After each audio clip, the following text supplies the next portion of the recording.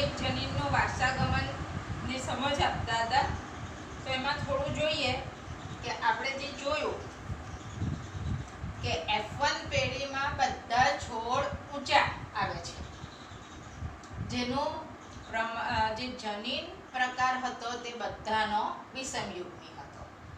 ત્યાર પછી જે F1 પેઢીના છોડ મળ્યા તેમની વચ્ચે આપણે સ્વફલન કરાવ્યું.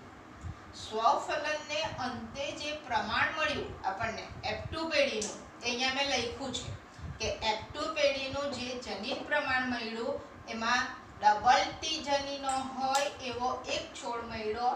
વિષમયુગ્મી એટલે એક કેપિટલ ટી હોય અને એક સ્મોલ ટી હોય એવા બે છોડ મળ્યા, અને બંને સ્મોલ ટી હોય તો એવો એક છોડ મળ્યો. એટલે પ્રમાણ મળ્યું 1:2:1. પણ આ છોડ પણ ઊંચા છે અને આ છોડ પણ ઊંચા છે, જ્યારે આ છોડ નીચા છે. એટલે ખરેખર આપણું પ્રમાણ કે 3 છોડ ઊંચા ને 1 છોડ નીચો. એટલે પ્રમાણ જે મળ્યું આપણને તે 3:1 નું મળ્યું.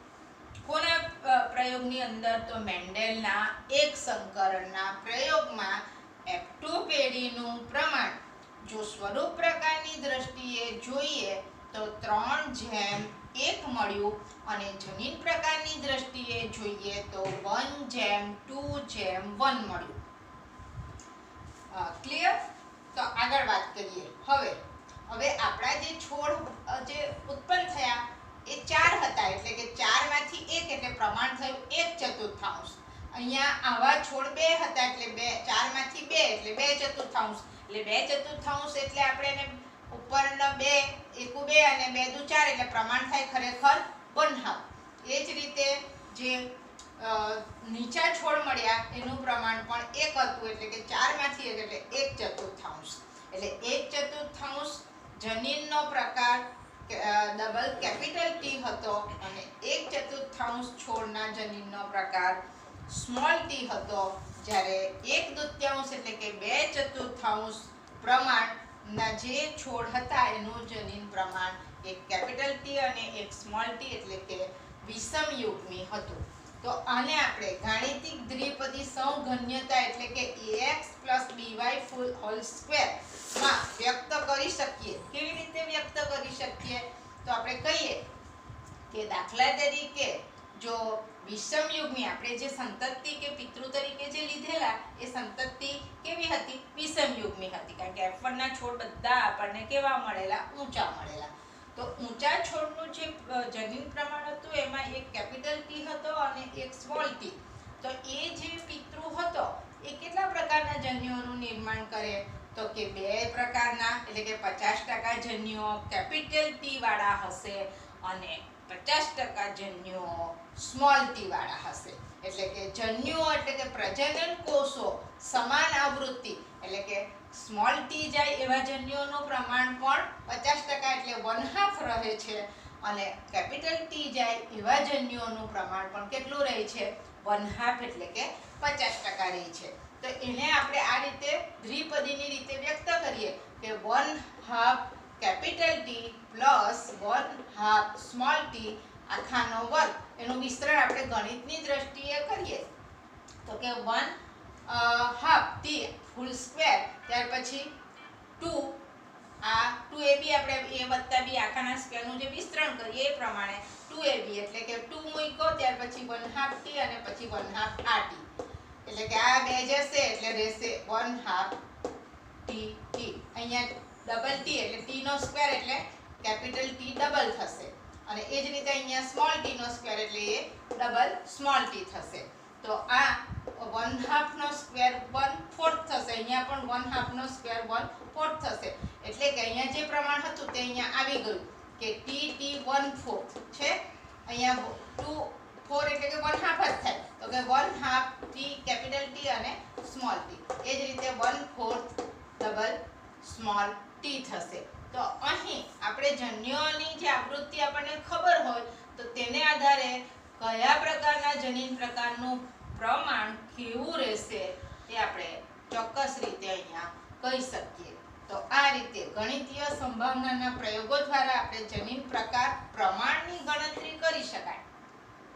એટલે આપણે કહી શકીએ, પણ આપણે પ્રભાવી લક્ષણના સ્વરૂપ પ્રકાર એટલે કે પ્રભાવી લક્ષણ એનું ઊંચું છે. હવે દાખલા તરીકે આપણે એવું કહી તો દીધું કે આ પ્રકારનું પ્રમાણ આવશે, પણ છોડ જોઈને આપણે ખાલી ઊંચો છોડ એટલે એવું થોડું કહી શકીએ કે આનું જનીન પ્રકાર આવો જ છે. એ તો આપણે તે ચોક્કસ પ્રમાણે નહીં જ કહી શકીએ. તો એ રીતે કે માત્ર પ્રભાવી લક્ષણના સ્વરૂપ પ્રકારને જોઈને તેનું જનીન પ્રકારનું જ્ઞાન મેળવી શકાતું નથી. આ રીતે જન્યુઓને આધારે આપણે જનીન પ્રકારનો પ્રમાણ જાણી શકીએ, પણ સ્વરૂપ પ્રકારને આધારે આપણે એટલે સ્વરૂપ બાહ્ય જોઈને આપણે ચોક્કસ પ્રકારે એવું નહીં કહી શકીએ કે આના જનીન આ જ પ્રકારના હશે. કારણ કે આપણને ખબર જ છે કે ઊંચા છોડ જે છે એ બે પ્રકારના જનીન પ્રકાર ધરાવે. કાં તો એ ડબલ કેપિટલ ટી હોઈ શકે અથવા તો એ વિષમયુગ્મી એટલે કે એક કેપિટલ ટી અને એક સ્મોલ ટી હોઈ શકે. તો અહીંયા તમે સમજી શકો છો કે માત્ર પ્રભાવી લક્ષણના સ્વરૂપ પ્રકારને જોઈને તેનું જનીન પ્રકારનું જ્ઞાન મેળવી શકાતું નથી. તો અહીં F2 પેઢીના જે છોડ બધા ઊંચા મળેલા એ વિષમયુગ્મી હતા, અને F2 પેઢીમાં જે છોડ મળ્યા એમાં વિષમયુગ્મી પણ છે અને સમયુગ્મી પણ છે. તો અહીં એવું નક્કી કરી શકાતું નથી. શું નથી નક્કી કરી શકાતું? કે ઊંચા છોડ કયા પ્રકારનો જનીન ધરાવે છે એવું નક્કી બાહ્ય સ્વરૂપ પરથી કરી શકાતું નથી. તો અહીં આપણે એ જાણવા માટે કે બહારથી જ આપણે જાણી કેવી રીતે શકીએ કે આનો જનીન પ્રકાર કયો હશે? તો છોડના પ્રકાર એટલે કે છોડનો જનીન પ્રકાર ડબલ કેપિટલ ટી છે કે એક કેપિટલ ટી અને એક સ્મોલ ટી એટલે કે સમયુગ્મી છે કે વિષમયુગ્મી? પ્રભાવી લક્ષણ એનું ઊંચો છોડ છે. ઊંચો છોડ એટલે ઊંચાઈનું જે લક્ષણ છે એ પ્રભાવી છે, અને વામનતા એટલે કે નીચા છોડ એ પ્રચ્છન્ન લક્ષણ છે.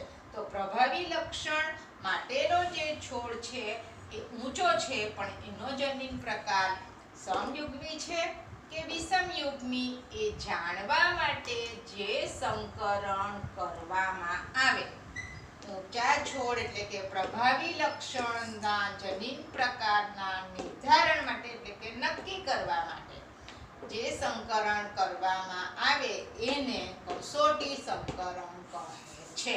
આપણે કસોટી સંકરણની વ્યાખ્યા આપી. શું વ્યાખ્યા આપી?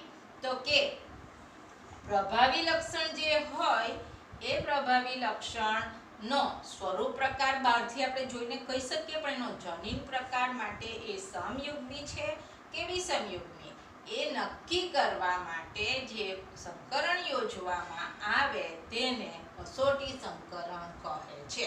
હવે તમે સમજો કે મારે જાણવું છે છોડ ઊંચા થયા, પણ એ છોડ જે ઊંચા થયા છે એ કેવું જનીન બંધારણ ધરાવે છે, એનું જનીન બંધારણ આ છે કે આ છે, એ જાણવા માટે હું શું કરીશ? તો કે જે મને F2 પેઢીનો જે ઊંચા છોડ મળ્યા અને એ ઊંચા છોડનું મારે જનીન બંધારણ જાણવું છે, તો એને હું સમયુગ્મી નીચા છોડ સાથે સંકરણ કરાવીશ. છોડ કયો જનીન પ્રકાર ધરાવે છે તે મને અત્યારે ખબર નથી, ખાલી મને બાહ્ય સ્વરૂપ પરથી એટલું જ ખબર છે કે છોડ ઊંચો છે. હવે છોડ ઊંચો છે એ ઊંચા છોડનું કોની સાથે સંકરણ કરાવ્યું? તો નીચા છોડ સાથે કરાવ્યું. તો હવે જો સંતતિ એની બધી ઊંચી મળી તો ચોક્કસપણે કહી શકીએ કે જનીન પ્રકાર ડબલ કેપિટલ ટી એટલે કે સમયુગ્મી હશે.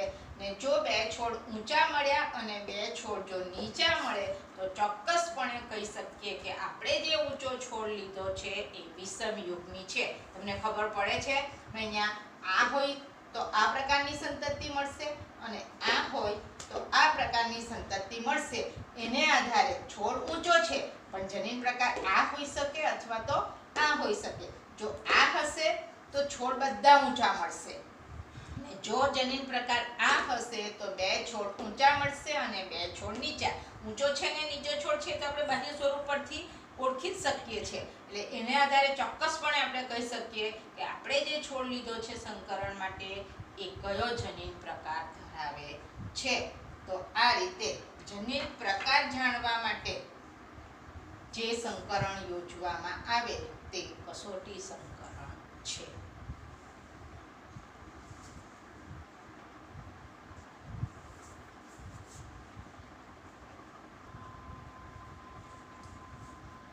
હા, તો મિત્રો આપણે છેલ્લે કસોટી સંકરણની વાત કરી. હવે હવે આપણે વાત કરવાના છીએ અપૂર્ણ પ્રભુતા. હવે આપણે અત્યાર સુધી જે મેન્ડેલનો એક સંકરણનો પ્રયોગ જોયો એમાં પ્રભુતાના નિયમની વાત કરી, એટલે કે કોઈ જે એક લક્ષણ માટે આપણે જ્યારે વાત કરીએ ત્યારે એના વિકલ્પ બે હશે. તો વિકલ્પ બે હોય તો તેમાં એક લક્ષણ માટે સજીવમાં જ્યારે બે કારક આવેલા હોય તેમાંનો એક કારક પોતાની અભિવ્યક્તિ રજૂ કરે છે એટલે એને આપણે પ્રભાવી જનીન કહીશું, અને જે જનીન કે કારક એની અભિવ્યક્તિ કરતા નથી તેને આપણે પ્રચ્છન્ન કહીશું. આવી આપણે એક સંકરણને આધારે વાત કરી, પણ અહીંયા કંઈક અલગ જ આપણે જોવાના છીએ કે મેન્ડેલે કરેલા વટાણાના પ્રયોગમાં જ્યારે કરવામાં વટાણાના પ્રયોગ જે કર્યા એમાં પ્રભાવી અભિવ્યક્તિ અને પ્રચ્છન્ન અભિવ્યક્તિ મળી, પણ એ વટાણાના પ્રયોગ આપણે જે કર્યો એને અન્ય વનસ્પતિમાં જ્યારે કરવામાં આવ્યો એ જ પ્રયોગ સેમ એક સંકરણમાં, ત્યારે એવું જોવામાં મળ્યું કે F1 પેઢીના છોડ જે મળ્યા તે બે પિતૃમાંથી કોઈને પણ મળતા ન હતા. આપણે જ્યારે મેન્ડેલનો એક સંકરણનો પ્રયોગ ઊંચા અને નીચા છોડ માટે જોયો તો તમે જોયું કે F1 પેઢીના બધા છોડ એક પિતૃને એટલે કે ઊંચાને મળતા આવતા હતા. એટલે અહીંયા એવું જોવા મળ્યું કે F1 પેઢીના જે છોડ મળ્યા એ કોઈ પણ એટલે કે ઊંચા છોડને પણ નહીં મળતા આવતા હતા અને નીચા છોડને પણ નહીં મળતા આવતા હતા, અને તેની વચગાળાના લક્ષણો એટલે બીજું જ કોઈ લક્ષણ ધરાવતા હતા. એટલે F1 પેઢીના છોડ જે મળ્યા તે બે પિતૃમાંથી કોઈને પણ મળતા આવતા ન હતા, એટલે કે વચગાળાના લક્ષણો ધરાવતા હતા. આવું આપણને શેની અંદર જોવા મળ્યું તો તે માટે શ્વાન પુષ્પનું ઉદાહરણ આપણે લઈશું કે શ્વાન પુષ્પ નામની વનસ્પતિમાં પ્રયોગ કરવામાં આવ્યો એક સંકરણનો, અને તેમાં શુદ્ધ લાલ છોડ એક પિતૃ તરીકે લેવામાં આવ્યા અને શુદ્ધ સફેદ છોડ બીજા પિતૃ માટે લેવામાં આવ્યા. બે વચ્ચે સંકરણ કરાવવામાં આવ્યું તો જે F1 પેઢીની જે સંતતિ મળી એ સંતતિ નહીં લાલ છોડવાળી હતી કે નહીં ગુલાબી છોડવાળી હતી, પણ એની બેની વચગાળાના લક્ષણો એટલે જે છોડ મળ્યો એ ગુલાબી પુષ્પ ધરાવતા હતા. એટલે આપણે કહી શકીએ કે એ લાલ છોડવાળા પિતૃને પણ મળતા આવતા ન હતા અને એ સફેદ પુષ્પવાળા છોડને વાળા પિતૃને પણ લક્ષણ મળતા આવતા હતા નથી. તો આ રીતે અહીં જે છોડ લેવામાં આવ્યા એ શુદ્ધ સંવર્ધિત લાલ છોડ, વનસ્પતિનું નામ છે શ્વાન પુષ્પ, અને એમાં એક પિતૃ તરીકે શુદ્ધ સંવર્ધિત લાલ છોડ લેવામાં આવ્યા અને એનું સંકરણ શુદ્ધ સંવર્ધિત સફેદ છોડ સાથે કરાવતા, એટલે કે એકને નર તરીકે લીધો અને એકને માદા તરીકે લીધો. તો F1 પેઢીના બધા છોડ કેવા મળ્યા તો કે ગુલાબી પુષ્પવાળા મળ્યા. હવે અહીંયા આ જો પ્રભાવી હોતે અને આ પ્રચ્છન્ન હોત તો અહીં કેવું મળવું જોઈએ? પ્રભાવી અભિવ્યક્તિના આધારે લાલ પુષ્પવાળા છોડ મળવા જોઈએ, પણ એવું થયું નહીં અને એની જગ્યાએ ગુલાબી પુષ્પવાળા છોડ મળ્યા. તો અહીં જે કંઈક F1 સંતતિ મળી તેનું હવે સ્વફલન કરાવ્યું જે રીતે મેન્ડેલે કરાવેલું. તો અહીં એ જે કંઈક છોડ મળ્યા એમનું સ્વફલન કરાવ્યું. તો સ્વફલનને આધારે અંતે જે F2 પેઢીમાં જે સંતતિ મળી એ ત્રણ પ્રકારની મળી. લાલ પુષ્પવાળી પણ મળી, સફેદ પુષ્પવાળી પણ મળી અને ગુલાબી પુષ્પવાળી પણ મળી. તો આ રીતે જે મેન્ડેલિયન જે એક સંકરણ હતું એટલે કે જનીન પ્રકાર જે મળ્યો, જેમ F2 પેઢીમાં આપણે વાત કરીને કે સ્વરૂપ પ્રકાર 3:1 થાય, જનીન પ્રકાર 1:2:1 થશે. એ મેં તમને અત્યારે જ આગળ સમજાવ્યું. તો એ એમ કહે છે કે અહીં જ્યારે F1 સંતતિનું સ્વફલન કરાવવામાં આવ્યું તો જનીન પ્રકાર કે જે મેન્ડેલનું હતું 1:2:1 તે બરાબર મેન્ડેલ જેવું જ મળ્યું. અહીંયા પણ એક સંકરણ જેવું જ હતું, પરંતુ જે સ્વરૂપ પ્રકાર કે જે આપણું 3:1 હતું તે બદલાઈ જાય છે. એટલે બદલાઈ જાય છે એ પણ આપણને અહીં 1:2:1 જ મળે છે, 3:1 મળતું નથી. કેમ તો કે અહીં જે એક પુષ્પ છે તે લાલ, એક છોડ જે છે તે લાલ પુષ્પવાળો થાય છે 2 છોડ છે તે ગુલાબી પુષ્પવાળા થાય છે અને એક છોડ ફરીથી સફેદ પુષ્પવાળો થાય છે. એટલે પ્રમાણ થશે 1:2:1. 3:1 થતો નથી. અહીં આપણને F1 જે સંતતિ મળી તે એક કેપિટલ R અને એક સ્મોલ r ધરાવતા હતા અને તે જે કંઈ આ સંતતિ છે તેમની વચ્ચે સ્વફલન કરાયું. એટલે આ નર તરીકે લઈએ તો એનું જનીન પ્રકાર પણ આ જ છે અને માદા તરીકે લઈએ તો તેનો જનીન પ્રકાર પણ આ જ છે. હવે એને જે જન્યુઓનું નિર્માણ કરે એ આપણે પ્યુનેટ દ્વારા જોઈએ તો R અને R એક જન્યુમાં કેપિટલ R જાય તો બીજા જન્યુમાં સ્મોલ r જાય. એ જ રીતે અહીંયા પણ એક જન્યુમાં કેપિટલ R જાય અને બીજા જન્યુમાં સ્મોલ r જાય. અહીં R અને R ભેગા થાય તો આ ડબલ કેપિટલ R થાય. અહીંયા આ R અને આ R ભેગો થાય એટલે કેપિટલ R અને સ્મોલ r થાય. અહીંયા આ R અને આ R ભેગો થાય એટલે કેપિટલ R અને સ્મોલ r થાય. ત્યારે અહીંયા આ R અને અહીંયા આ R એટલે બંને સ્મોલ r. તો જે કેપિટલ R વાળી જે સંતતિ થઈ એ લાલ પુષ્પવાળી થઈ. સ્મોલ r વાળી જે સંયુગ્મી છે એ સફેદ પુષ્પવાળી થઈ અને કેપિટલ R અને સ્મોલ r વાળી જે સંતતિ 2 છે એ ગુલાબી પુષ્પવાળી થઈ. એટલે પ્રમાણ જે મળ્યું તે 1:2:1 નું મળ્યું.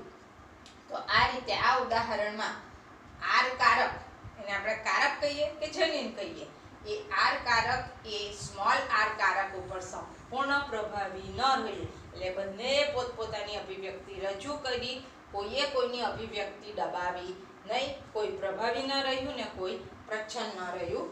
અને એ પાછી અભિવ્યક્તિ જે બંનેની થઈ તે સ્વતંત્ર ન રહેતા મિક્સ થઈ અને તેને કારણે જે કંઈક F1 પેઢીના છોડ મળ્યા એને બધા ગુલાબી મળ્યા. તો એને આપણે કોઈના ઉપર પ્રભાવી ન રહ્યું એટલે એને આપણે અપૂર્ણ પ્રભુતા તરીકે ઓળખીશું. તો અહીં આપણી અપૂર્ણ પ્રભુતાની વાત પૂરી થઈ છે. આગળ જોઈએ તો તમારા ચોપડીની અંદર એક ઉદાહરણ આપ્યું છે કે આ જ વસ્તુને આપણે આગળ જો સમજવી હોય તો બીજું ઉદાહરણ આપણે આપી શકીએ. તો કે કઈ રીતે આપી શકાય? તો કે એક જનીન, આપણે જે કારક અહીંયા ઓળખીએ છીએ એ જનીન જ છે પણ મેન્ડેલે એને માટે શબ્દ વાપરેલો કારક, પણ હવે આપણે એને જનીન તરીકે જાણીએ છીએ. તો ઉદાહરણ તરીકે એક એવા જનીનને લેવામાં આવે કે જેમાં એક જ ઉત્સેચક બનાવવાની માહિતી હોય. તો આ જનીનના બંને પ્રતિરૂપો એટલે બંને વિકલ્પો એ 2 એલેલ સ્વરૂપો છે. માની લઈએ કે સામાન્ય એલેલ એટલે કે સામાન્ય ઉત્સેચક ઉત્પન્ન કરે છે જે S પ્રક્રિયાથી S ના રૂપાંતરણ માટે જવાબદાર છે. જ્યારે બીજો જે એલેલ છે એ સૈદ્ધાંતિક રીતે શું કરતો હોઈ શકે? તો કે ઓછી ક્રિયાશીલતાવાળો ઉત્સેચક હોઈ શકે, એ બિનકાર્યક્ષમ ઉત્સેચક હોઈ શકે અથવા એ કોઈ ઉત્સેચક જ નથી એવું બની શકે. તો આ રીતે પહેલા કિસ્સામાં રૂપાંતરિત એલેલ એ અરૂપાંતરિત એલેલના સમાન છે એટલે કે તે એક જ સ્વરૂપ પ્રકાર સર્જશે.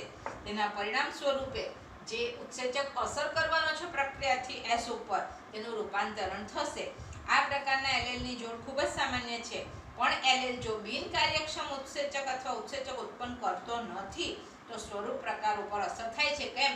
તો કે ઉત્સેચકનું નિર્માણ નથી કરતો એટલે પ્રક્રિયાથી નિપજમાં ફેરવાશે નહીં.